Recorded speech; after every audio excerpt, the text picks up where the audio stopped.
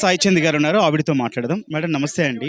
BRS పార్టీకి ఒక తీరని లోటు అని చెప్తున్నారు, ఎంతో భవిష్యత్తున్న నాయకురాలను కూడా చెప్తున్నారు. సో ఇట్లా మృతి పట్ల మీరు ఏమంటారు?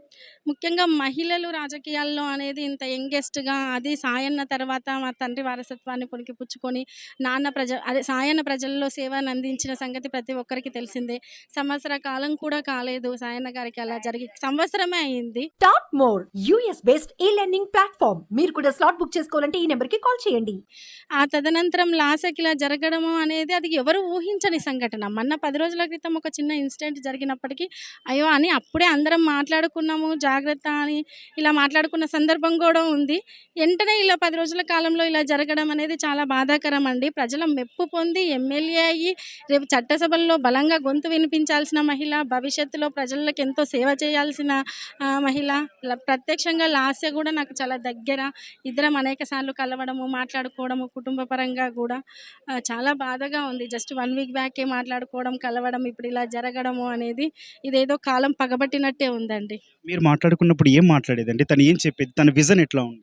తను పబ్లిక్ మేము ఇంకా కాన్స్టిట్యున్సీలో ఈ వర్క్ చేయాలనుకుంటున్నాం, మొన్ననే కదా విన్ అయ్యింది, సో అక్కడ ఒక చిన్న పాదయాత్ర లాంటి కార్యక్రమం పెట్టుకొని చెప్పేసి ప్రజలందరికీ ఇప్పుడు నన్ను గెలిపించినందుకు వాళ్ళ ఇంటింటికి వెళ్ళి అభినందనలు తెలియజేస్తూ ఇలా మాట్లాడింది. ఆ కుటుంబానికి ఏమని చెప్తారు? కుటుంబానికి ఇప్పుడు ఏం చెప్పినా, ఎందుకంటే మేము కూడా ఫేస్ చేసాం కదండి, అది ఏం చెప్పినా తీరని లోటండి. అందరం చెప్తాము, సర్ది చెప్తాము, బాధపడతాము. మాకు సొంత కుటుంబ సభ్యురాలు పోయిన బాధలానే ఉంది. కుటుంబముకి ధైర్యాన్ని ఇవ్వాలని, భగవంతుడు అది తట్టుకునే శక్తిని ఇవ్వాలని మాత్రం కోరుకుంటున్నాం. ఏంటంటే మీ కళ్ళలో నీళ్ళు వస్తున్నాయి రజని. మేము మొన్ననే కలిసి కూర్చొని తిన్నాము, మాట్లాడుకున్నాము. ఇన్సిడెంట్ జరిగిన తర్వాత జాగ్రత్త అంటే అనేక విషయాలు మేమిద్దరం అంటే ఒక ఏజ్ గ్రూప్ కావడము, సాయనతో కూడా కొంచెం మా హస్బెండ్కి కూడా అటాచ్మెంట్ ఉండడము, ఆ తదనంతరం లాస్ట్ ఇంకా దగ్గర కావడం, ఇవన్నీ కొంచెం చాలా బాధను కలిగిస్తున్నాయండి. లాస్ట్ని అలా చూడలేకపోతున్నాం ఫస్ట్ ఆఫ్ ఆల్.